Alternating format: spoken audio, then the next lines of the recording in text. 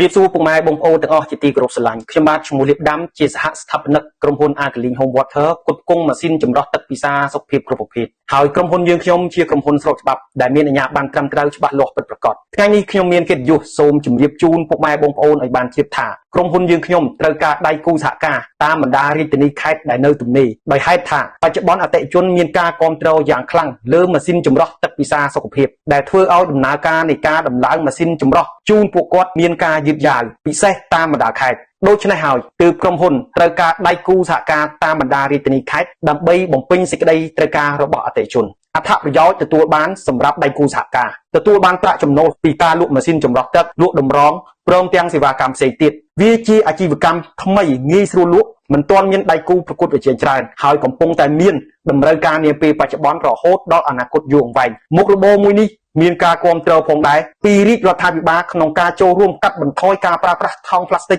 នៅក្នុងប្រទេសរបស់យើងជួយស្វែងរកដៃគូសហការបន្តថ្នាក់ស្រុកថ្នាក់ខេត្តឬមួយក៏ថ្នាក់ឃុំនិងជួយរកភ្នាក់ងារលក់ជួយរកអតិថិជននៅក្នុងគោលដៅប្រតិបត្តិការរបស់ខ្លួនដើម្បីជំរុញការលក់ឲ្យបានកាន់តែប្រសើរក្រុមហ៊ុនផ្ដល់ការបណ្ដុះបណ្ដាលពីការធ្វើផែនការអាជីវកម្មការគ្រប់គ្រងធនធានមនុស្សបណ្ដុះបណ្ដាលពីការគ្រប់គ្រងហិរញ្ញវត្ថុចំណូលចំណាយយុទ្ធសាស្ត្រលក់យុទ្ធសាស្ត្រទីផ្សារហើយសម្រាប់យុទ្ធសាស្ត្រទីផ្សារ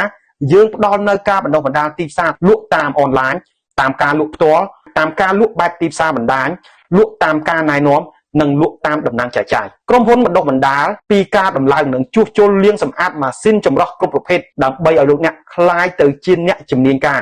និងទទួលបានសញ្ញាបត្របន្ទាប់ពីការបញ្ចប់ការសិក្សារួចរាល់ក្រុមហ៊ុនផ្ដល់ជូននៅសិទ្ធិសម្រាប់ផ្សព្វផ្សាយផ្ដល់ជូននៅឯកសារសំខាន់ៗដែលពាក់ព័ន្ធជា soft copy រួមទាំងសម្ភារៈមួយចំនួនទៀតលក្ខខណ្ឌក្នុងការចូលរួមគឺជាបុគ្គលដែលមានអាសយដ្ឋានពិតប្រាកដនៅក្នុងតំបន់ប្រតិបត្តិការរបស់ខ្លួនចំណាប់អារម្មណ៍សូមទំនាក់ទំនងតាមលេខទូរស័ព្ទនិង link Telegram ដែលមាននៅខាងលើសូមអរគុណ